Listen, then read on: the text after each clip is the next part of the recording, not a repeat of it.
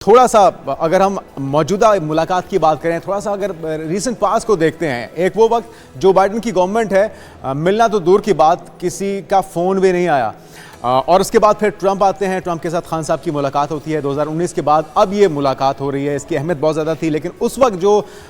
Focus था वो evacuation पे था नेटो फोर्सेस की अफगानिस्तान से, तो अफगानिस्तान का ही मुद्दा ज़ेर गौर लाया गया होगा। अभी एक झुकाव दिखाई दे रहा है बड़ा वाज़े अमेरिका का पाकिस्तान की तरफ, और दूसरी तरफ अगर हम बात करते हैं अपने पड़ोसी भारत की, तो उन्हें एक के बाद एक सुबकी का सामना करना पड़ा, टैरिफ की सूरत में, बयानात की सूरत में, चाहे वो भारत जंग को रुकवाने का मामला हो।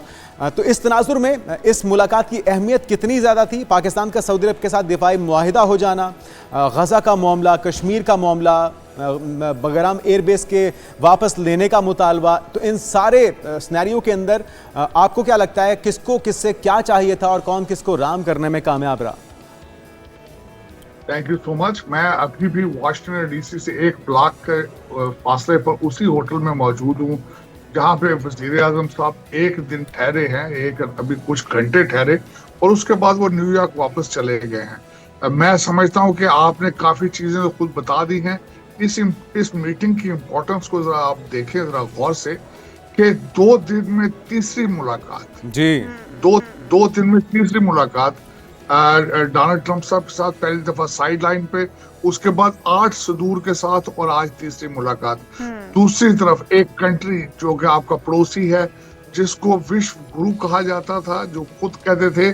कि हम विश्व गुरु हैं, लोग हमें पूछ के चलते हैं, आज उनके वजीर खारजा डॉक्टर जयशंकर साइड लाइन पे मार्को रूबियो से मिलते हैं, वो भी 3 उंगलियों के साथ, पूरे हाथ के साथ नहीं,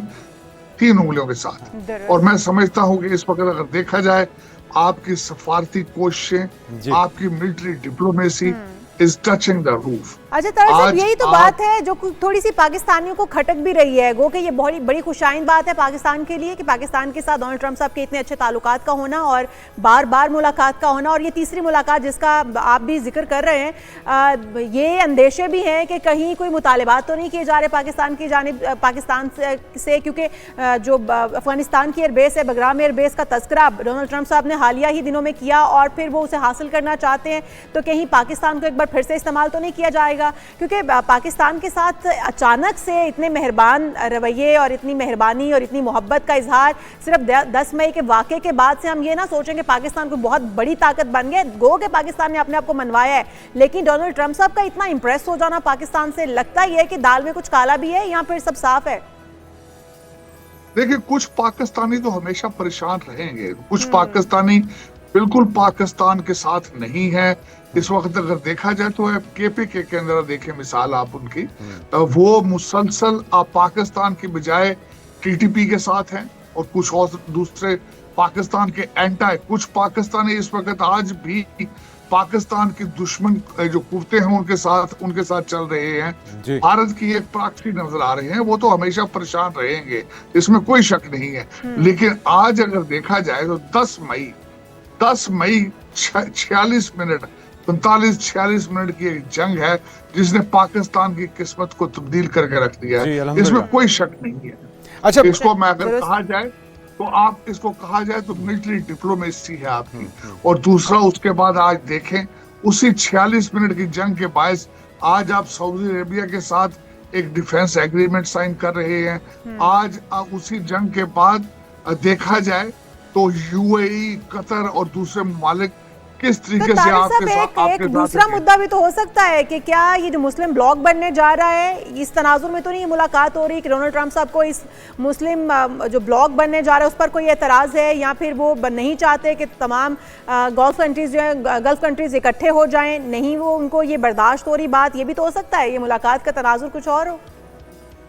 नहीं, इस मुलाकात का तनाजुर मेरे ख्याल में अगर देखा जाए तो सऊदी अरेबिया के साथ आपने जो कॉन्ट्रैक्ट किया है वो भी उसमें डोनाल्ड ट्रंप साहब,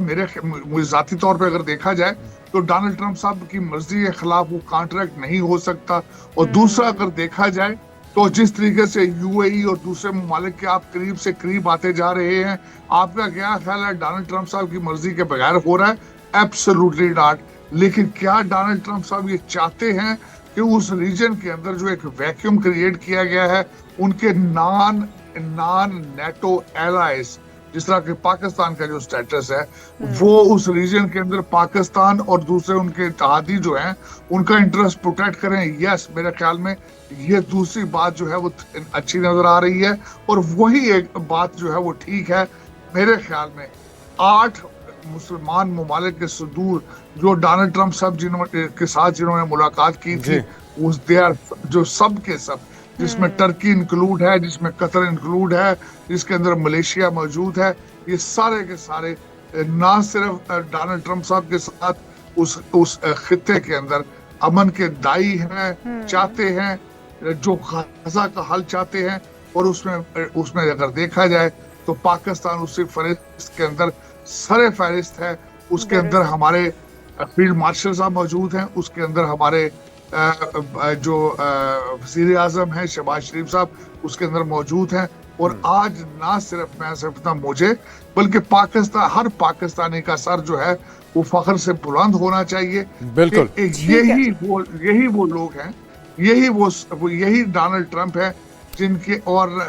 देखा जाए तो इसी कंट्री के एक सदर 3.5 साल उनकी काल का इंतजार होता रहा। बिल्कुल ऐसे लेकिन उन्होंने और अब सूरत हाल यकसर बदल चुकी है। फ्रंट फुट से पाकिस्तान लीड कर रहा है, ना सिर्फ मुस्लिम उम्मा को, अरब ममालिक को, बल्कि जो हालिया दिनों में मुलाकातें हैं इस पर भी हमने देखा है कि एक ज़बरदस्त पाकिस्तान के अंदर तो इसके ऊपर मुबारकबादों का सिलसिला जारी है, लेकिन बरादर जो हमारे ममालिक हैं वो भी उनकी एतमाद में भी इजाफा हुआ है। बहुत शुक्रिया, हमारे साथ मौजूद थे साजिद तार साहब